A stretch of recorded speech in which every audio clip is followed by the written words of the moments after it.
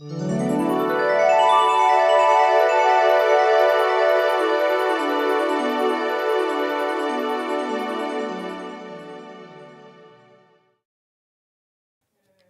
now it's my choice to introduce Dr. Lisa Cochran. She's a California native who overcame learning difficulties and adversity to become the first in her family to achieve an advanced degree. Her PhD research focused on autism symptoms in a rare genetic syndrome. She also studied abroad in England.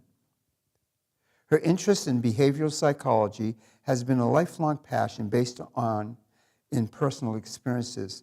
She's currently working for a private neuropsychologist in Modesto and deeply enjoys connecting with her patients in a heart-centered way. Her talk is called My Journey of Adversity and Perseverance. Please welcome to Saxo Talks, Dr. Lisa Cochran. I'm sorry, Dr. Lisa Cochran. Thank you.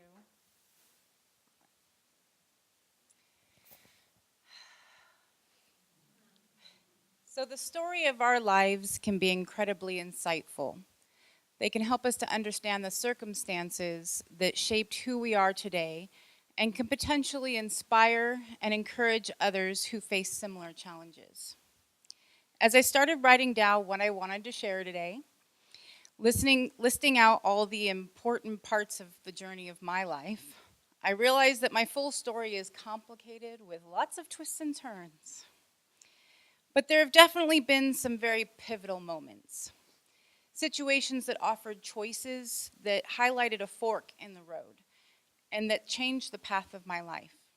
So today I will share a very brief background, a few of my most transformative experiences, and the lessons that they taught me.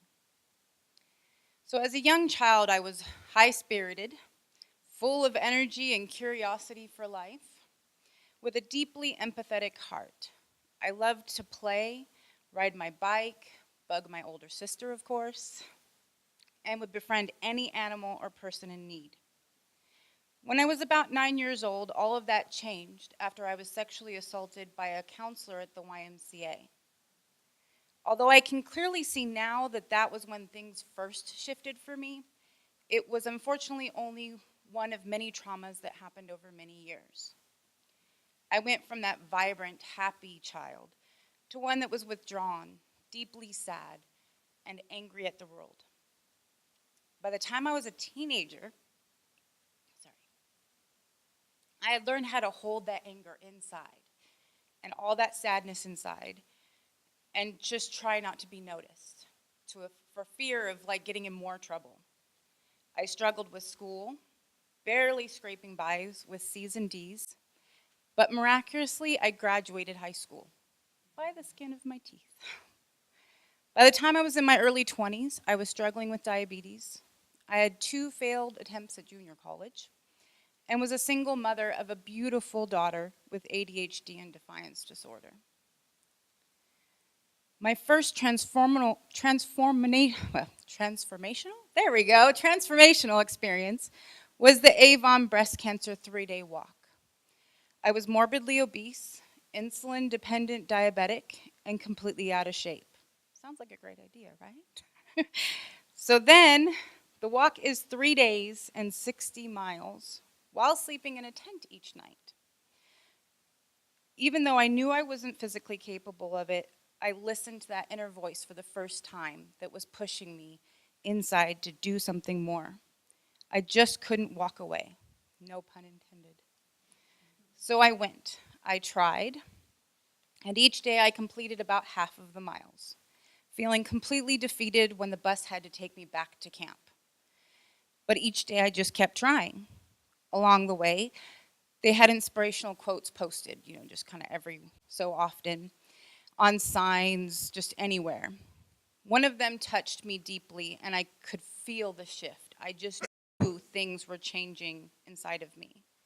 And that quote was by Annis Nin. And the day came when the risk to remain tight in a bud was more painful than the risk it took to blossom.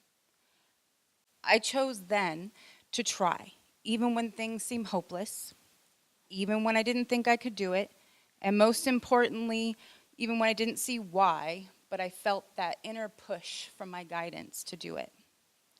A few years later, I chose to do personal development seminars. They pushed me and gave me lots of tools to grow. I learned to take personal responsibility for my life and how to stretch past my comfort zones so that I could reach for bigger and better things. I decided to try community college again. It was there at Sierra College that I made an important discovery. So I had struggled with math my whole life, and I just couldn't pass algebra, which unfortunately was a requirement for my associate's degree.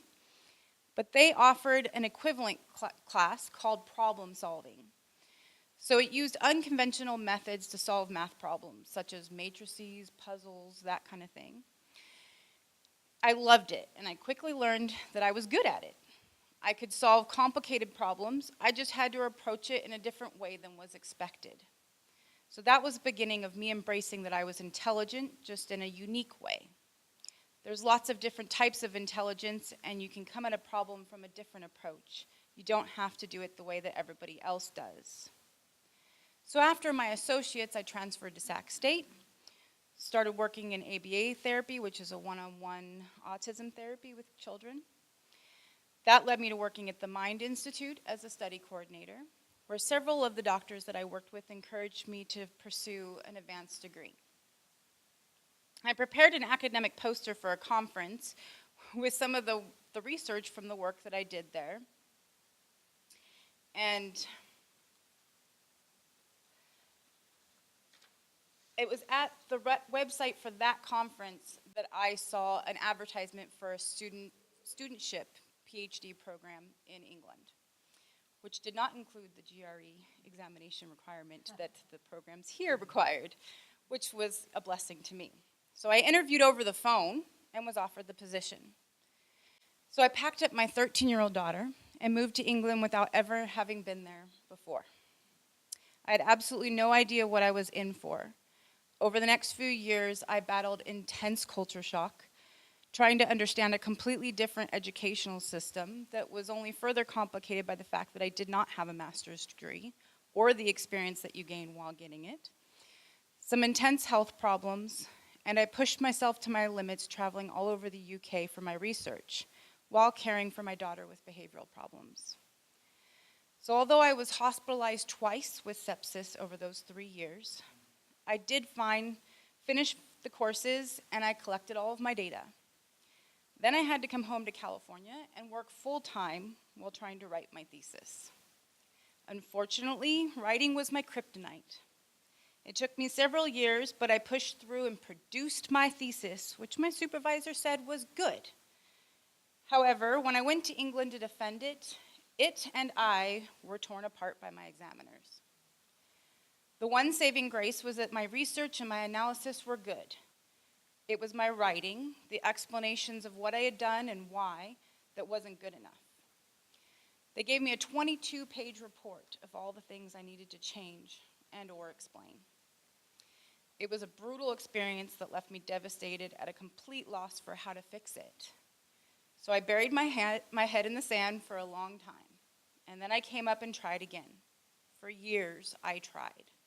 I contacted other PhDs, asked their advice, read countless papers, tried some more, but I couldn't seem to write it well enough. I just couldn't. I didn't feel that I knew how to write at that level well enough, so I gave up. I told my supervisor and my family I was done. Then someone at the university sent me an email requesting that I formally withdraw from the PhD program. And I just couldn't. I felt like the system had failed me, so why should I be the one to withdraw? I felt that all too familiar voice pushing me, urging me, try one more time. So I picked myself up, fighting with figuring out what I have to do at this point. Like, what do I have to lose? It was at that point that I met my fiance. somebody who has fully supported me both physically and emotionally, and it made all the difference.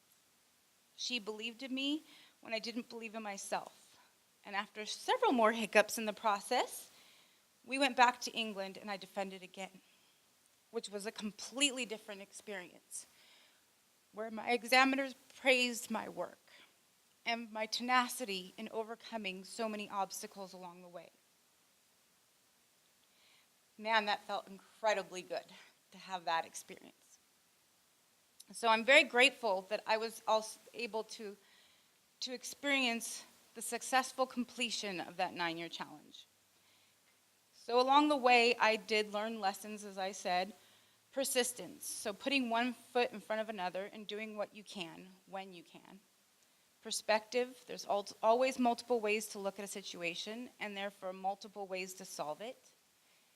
Embrace your own unique strengths and weaknesses because we all have our own unique intelligence. So learn how to play to your strengths instead of expecting yourself to perform like everyone else. And the power of perseverance. So using all those other lessons allowed me to persevere even in the most daunting of situations. Thank you for letting me share a little bit of my story with you today.